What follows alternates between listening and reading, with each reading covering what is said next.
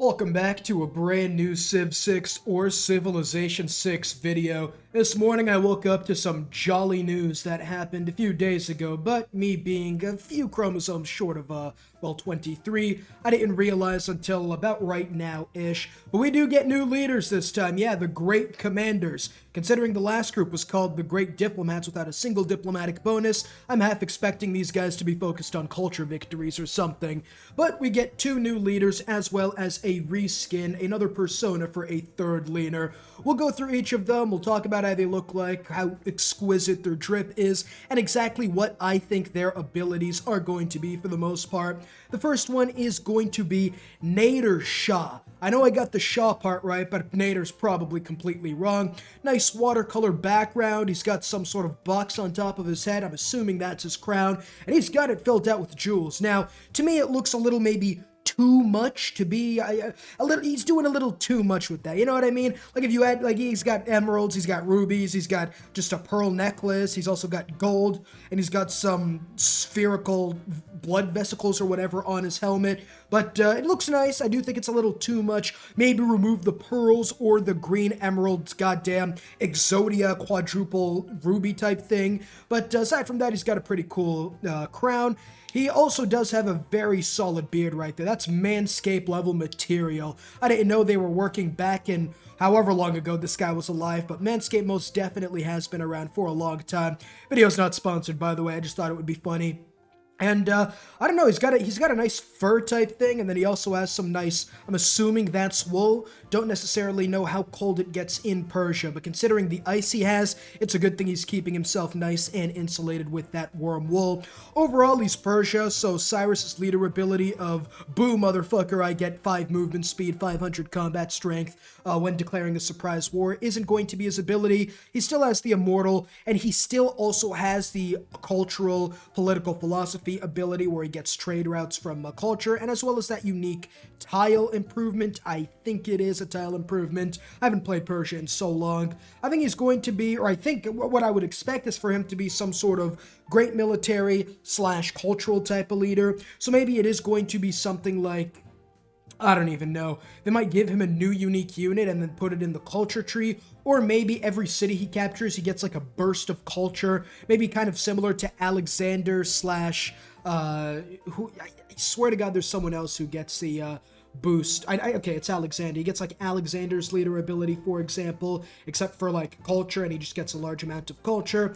I don't know, really don't know too much about this guy's history, but overall, like the style. I think he's going to be a cultural, militaristic type of leader, and let's move to the next one. The next leader is going to be Japan.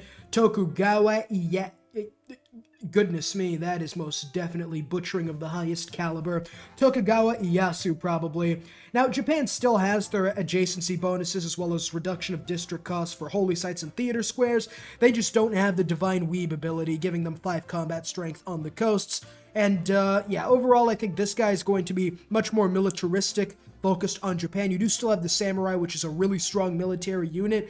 I think his leader ability is probably going to be doing something about bonsai culture. Like maybe you get a 500 extra combat strength when reduced to like 10 or less health. Maybe something like that.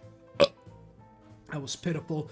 But, yeah, I think it's going to be probably something that has to do with, you know, the lower your health, maybe you get more combat strength instead of getting a reduction. That would be pretty insane. Because for those of you who don't know, the more hurt a unit is, the less effective they are in combat. -1, -2 combat strength. But if this guy goes the other way around, maybe having like 1 extra, 2 extra combat strength when injured, that would be pretty insane. Wouldn't make too much sense. I mean, it's like, I guess, Battle of Thermopylae, 500 Persians get slaughtered by a single Spartan, which I don't know how accurate that would be, but he's got a pretty good Uncle Iroh from The Last Airbender type of look.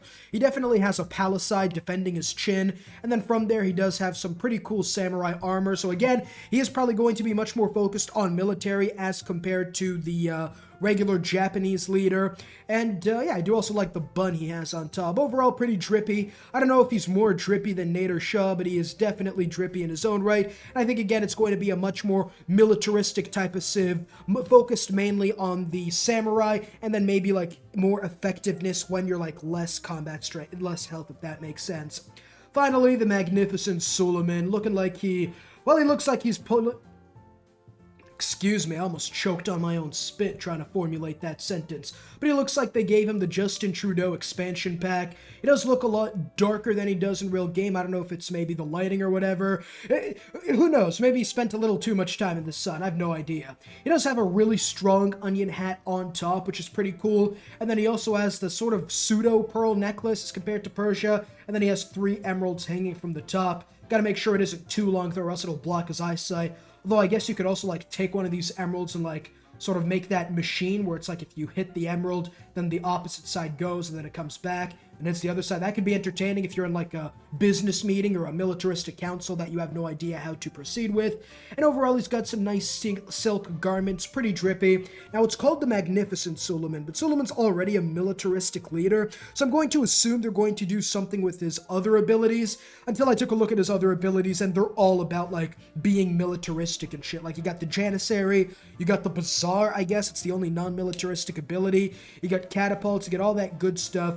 But I'm fairly certain Suleiman was also like a magnificent, pun intended, civilization-type builder. So maybe it'll be something like districts are 10% cheaper. Again, after the last leader pass, the abilities really didn't inspire much game wettedness. I gotta get a new change of underwear every 5 minutes level of amazingness like it was in the new Frontier Pass. So I'm assuming there are going to be some nice abilities, but nothing that's too game-breaking for the most part. So yeah, it'll probably be a bonus towards maybe building settlers, building districts, building city center buildings, something to help with production, or perhaps even population, who knows.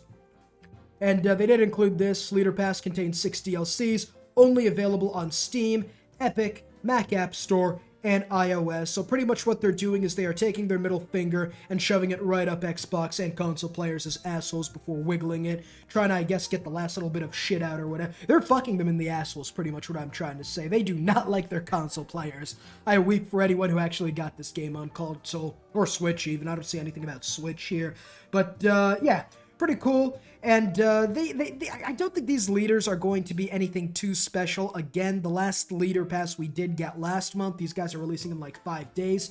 It wasn't exactly anything too crazy. Like, it wasn't anything you'd pay money for. Like, if I'm talking about this, like, just keeping it a buck with you, keeping it 100 at the cost of maybe future potential deals with Firaxis or whatever, it's not worth it. Like, if you're going to buy these leader pass, don't buy the leader pass. I'm gonna be honest, buying the leader pass is pretty much just, it's like $30, and so far we have like 3 leaders because Julius Caesar is included for free. You just have to give up like your information, like your IP address and shit like that, link your account. It's not worth it. It's not worth it at all. It depends on how the other leaders go, of course. But again, $30 for just getting a few new leaders was already dubious at best. But if these leaders were actually something like special, you know what I mean? Because as much as we shit on the new Frontier Pass for taking all the OG civs, bending them over and having their way with them, they were fun. Babylon blink and you have planes while the enemy's still figuring out how irrigation systems work was fun. Byzantium, chopping some forests down, getting out the advanced military heavy cavalry, and then bodying a unit right in front of the enemy city's walls who go, you know what? Their religion is probably the right one. I'm going to switch sides real quick before, of course, being easy bait with Crusade and what. It was fun. The new Frontier Pass leaders were fun. The only fun leader from the first one was Saladin, just because of the fact you could just go light cavalry and get like 75 combat strength on horsemen.